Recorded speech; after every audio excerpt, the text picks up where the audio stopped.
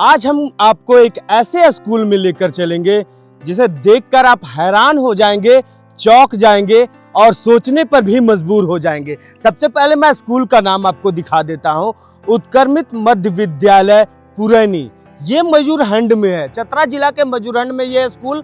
और इस स्कूल की खासियत क्या है मैं बता दूं कि यहाँ के वृक्ष सिर्फ फल नहीं देते, यहाँ के वृक्ष सिर्फ ऑक्सीजन नहीं देते, यहाँ के वृक्ष बोलते भी हैं, अपना परिचय भी बताते हैं और वो क्या फल देते हैं वो भी बताते हैं।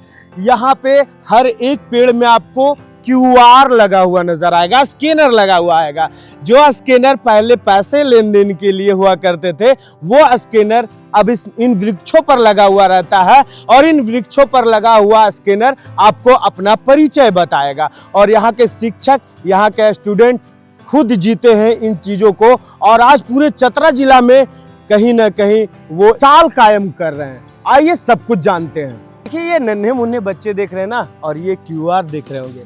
आप चौंक जाते होंगे कि ये QR जो है पेड़ में क्यों लगा। अरे पैसे लेन देन के लिए नहीं, ये QR इस वृक्ष का पूरा परिचय देगा और ये वृक्ष खुद बोलेगा, वो भी मैं दिखाऊंगा। लेकिन इन नन्हे बच्चे से जानना चाहूंगा, क्या नाम हुआ आपका?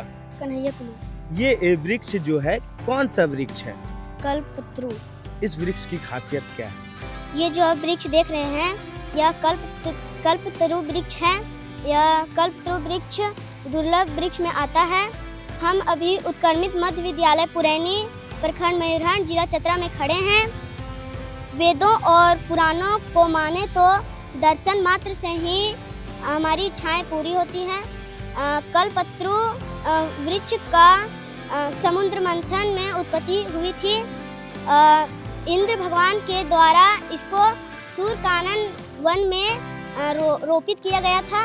ऋषि मुनि इसी पेड़ के नीचे तप करते और अपनी इच्छाएं पूरी करते।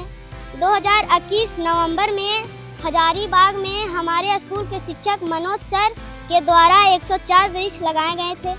और इस वृक्ष को एक और नाम होता है, उसको बोलते हैं मेडिसिनल, उसको वो मेडिसिनल बोलते हैं। धन्यवाद। ये वृक्ष के बारे में इस बच्चे ने बताया, लेकिन ये वृक्ष अब खुद से आपको अपना परिचय कैसे बताएगा वो आप देख सकते हैं। ये स्कैनर लगाने के पीछे मेरा मकसद है, जैसे मेरे विद्यालय में जब बैठक होता है, विभाग बैठक हुआ या तो SMC का बैठक होता है, उस SMC बैठक में बहुत सारे गार्जियन जो है मोबाइल लेकर आते हैं। अब बच्चे भी ज़्यादातर मोबाइल यूज़ करते हैं, तो कभी कभी शौक से ना पूछता है बच्चा लोग कि सर ये कौन सा पेड़ है, जैसा बता दीजिए सर। तो हमको बताना पड़ता है, फिर 10 दिन के बाद बच्चा भूल गया, ठीक है ना। फिर वो पूछेगा, जैसे मौलश्री के यहाँ पेड़ है तो मौलश्री इसको बोलने में जैसे कटना ही होता है, समझ में नहीं आता। उसका फल जो है ना बहुत अच्छा होता है, खट्टा मीठा होता है, बड़ा चाव से बच्चा लोग खाता है। तो इसीलिए सारे विद्यालय में जितना भी पेड़ पौधा लगा हुआ है, सारे में हम लोग प्रयास किए हैं कि एक स्कैनर लगा दें। तो स्कैनर में होता क्या है ना, स्कैनर के माध्यम से हम लोग जब गूगल में जाएंगे और गूगल में जाके जब इसको हम सर्च करेंगे, सर्च कर रहे हैं, देखिए गूगल में सर्च किया तो इसमें आ गया, ठीक है, ये डिस्प्ले कर देगा। देखिए यहाँ पर अभी ये बोलना शुरू कर देगा। इस तस्वीर में एक पेड़ के तने पर चिपका हुआ QR कोड दिखाया गया है, जो वनस्पति उद्यानों और नगरपालिकाओं द्वारा आगंतुकों को तत्काल डिजिटल जानकारी प्रदान करने के लिए तेजी से उपयोग की जाने वाली तकनीक है। 1. वृक्ष पहचान। QR कोड को स्मार्टफोन से स्कैन करने के लिए डिजाइन किया गया है ताकि विशिष्ट वृक्ष प्रजातियों के बारे में डेटा अनलॉक किया जा सके। 2. शैक्षिकी डेटा। स्कैन करने योग्य जानकारी में अक्सर पेड़ का सामान्य नाम, वानस्पतिक नाम, उत्पत्ति, आयु और कभी-कभी स्वास्थ्य स्थिति जैसे विवरण शामिल होते हैं। 3. हरित पहल। यह विधि विभिन्न संगठनों द्वारा पर्यावरण जागरूकता और विरासत संरक्षण को बढ़ावा देने के लिए की गई डिजिटल पहलों का हिस्सा है।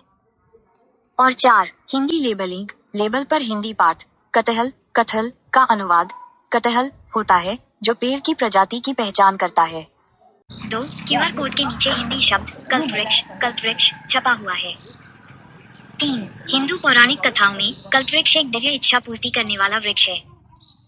और 4, इस तरह के QR कोड का उपयोग अक्सर सार्वजनिक पार्कों में पौधों या पेड़ों के बारे में शैक्षिक विवरण जैसी और यही वृक्ष नहीं, थोड़ा सा इधर आइएगा कैमरे से लेकर महेश जी, सब कुछ बताएंगे आपको। देख सकते हैं बोर्ड, साइन बोर्ड लगा हुआ है, स्कूल का पूरा मैप लगा हुआ है और यहाँ पे योगा होता है, एक्सरसाइज होता है, ये सब कुछ। ये मैं बता दूं ना, ये स्कूल में जब मैं आया तो मुझे यकीन नहीं हो रहा है कि मैं किसी सरकारी स्कूल में आया हूँ। लग रहा है कोई प्राइवेट स्कूल हो और बहुत महंगे फीस, मोटे फीस ले जाने वाला ये स्कूल हो, लेकिन वैसा कुछ नहीं है। यहाँ के सर का सोच ऐसा है। देखिए सभी पेड़ों में आपको QR नजर आएगा, कौन सा पेड़ है, जब भी आप स्कैन करेंगे ये पेड़ अपनी सच्चाई बताने लगेगा, अपनी जानकारी बताने लगेगा। उतना ही नहीं, आपको सब जगह मैं दिखा दूं, जितने भी पेड़ आप देखते होंगे QR आपको मिलेगा। लेकिन सबसे बड़ी चीज ये है कि यहाँ के सर की जो इच्छा शक्ति है बच्चों को पढ़ाने की और बच्चों को जानकारी देने की। सबसे बड़ी बात तो ये है कि सर सिर्फ इन्हें पढ़ाई रटवाना नहीं चाहते हैं, उन्हें इनके जीवन में घोल देना चाहते हैं। थोड़ा सा सेव बर्ड्स देख सकते हैं, ये सर खुद से और यहाँ के बच्चों के द्वारा पेंटिंग किया गया है। किस तरह से चिड़िया को बचाया जाए वो दिखाया गया है। इधर भी आप देख सकते हैं किस तरह गर्मी आ रही है और चिड़िया पक्षी जो प्यास के बिना ललचते रहते हैं, मरते रहते हैं, कैसे सेव किया जाए। और इतना ही नहीं, मैं विजुअल में ये भी दिखा दूंगा आपको कि सर ने लगाया है पेड़ों में पानी पीने के लिए पक्षियों का, उनका घोंसला भी बनाया है। और साथ ही साथ बहुत ऐसे चीजें हैं जो इस स्कूल में देख सकते हैं। सामने आप देख पा रहे होंगे यहाँ पे अचार बनाया जा रहा है आम का, और यही स्कूल का आम है और यहीं पे बनाया जा रहा है और यहीं के बच्चों को खिलाया जाएगा। यहाँ पे खेती भी की जाती है, यहाँ के सब्जियों को भी उगाया जाता है और एक यहाँ पे देख रहे होंगे यहाँ पे खाद भी तैयार किया जाता है और इसी खाद को इस बागवानी में दिया भी जाता है। और यहाँ के स्कूल के तस्वीरों को तो देख ही रहे होंगे आप, मन को मोह लेने वाले हैं। सर से अब कुछ जान लेते हैं, थोड़ी सी जानकारी सर से। सर अभी हमारे साथ प्रधानाध्यापक जी सर हैं यहाँ पे। सर आपका नाम क्या हुआ? मेरा नाम विकास कुमार सिंह हुआ। सर ये रचना स्कूल की, ये इतनी सुंदर वादियाँ, इतनी बढ़िया शिक्षा बच्चों में देना कैसे सोचे थे सर,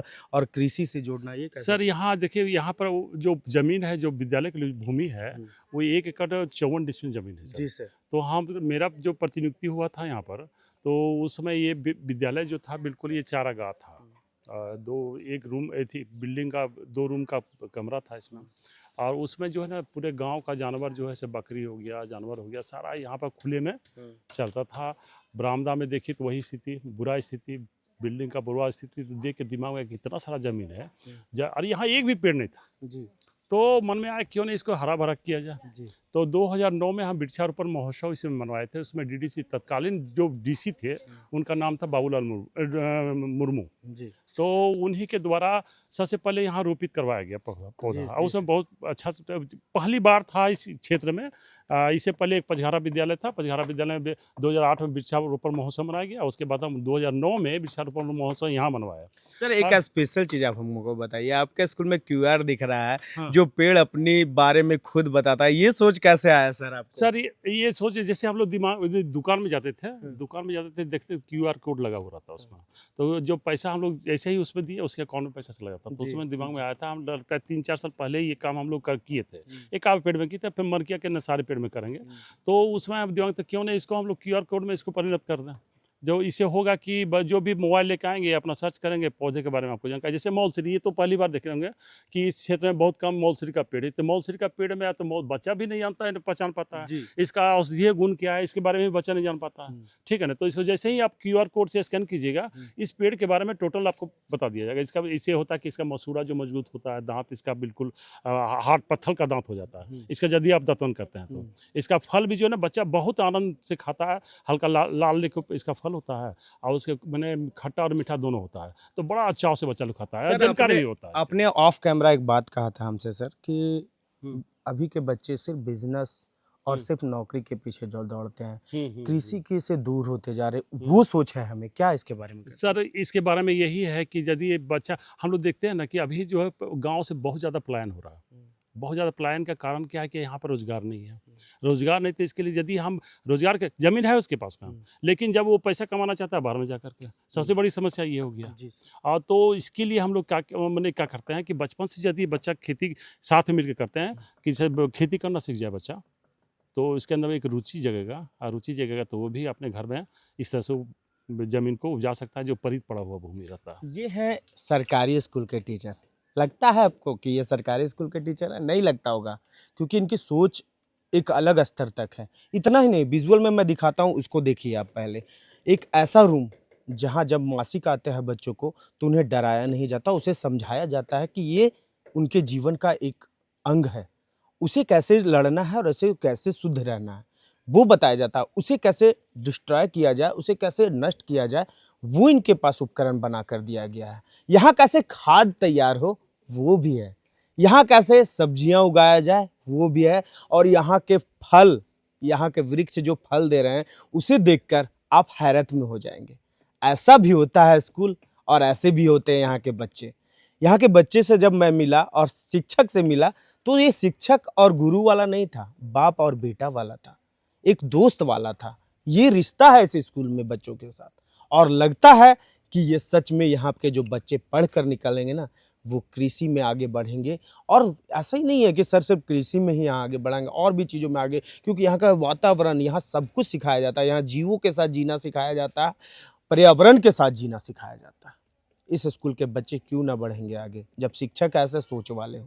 और इस माहौल को मैं जब देखा, मैं जब इन किया इस स्कूल में, तो सच बताता हूँ मन इतना खुश हुआ कि कई स्कूलों का मैंने खबर बनाया। वहाँ जब कुछ शिक्षकों से कुछ जानकारी, एप्पल का स्पेलिंग, 8 का स्पेलिंग पूछता हूँ तो नहीं बता पाते हैं।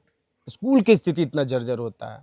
लेकिन सर यहाँ जो पेंटिंग आप देख रहे होंगे ना क्लासों में, वो पेंटिंग सर और स्टूडेंट दोनों की है। क्या सोचते हैं इस स्कूल के बारे में ज़रूर बताइएगा। और मैं लास्ट में एक बार बता दूं कि मुझे खुद लग रहा है कि अब ये जो हमें जीवन देता है वो खुद अपनी बारे में अपनी कहानी भी बताएगा। सर ने ऐसा सोच हमारे बच्चों में डालना शुरू कर दिया। ये QR को गूगल से आप स्कैन करें और इसे स्कैन करते ही आपको पता चल जाएगा कि आप किस पेड़ के बारे में क्या जानकारी। थोड़ा सा महज इस QR को सामने कर दें, क्योंकि हमारे दर्शक भी स्कैन करके जानना चाहेंगे कि इस पेड़ का क्या नाम है और इस पेड़ में क्या क्या फायदे हैं। तो आप स्कैन करें अपने घर से ही, ये पेड़ आपको खुद बताएगा कि ये क्या है और क्यों है। मैं हूं रवि कुमार और आप देख रहे थे मामबी न्यूज़, जोहार झारखंड।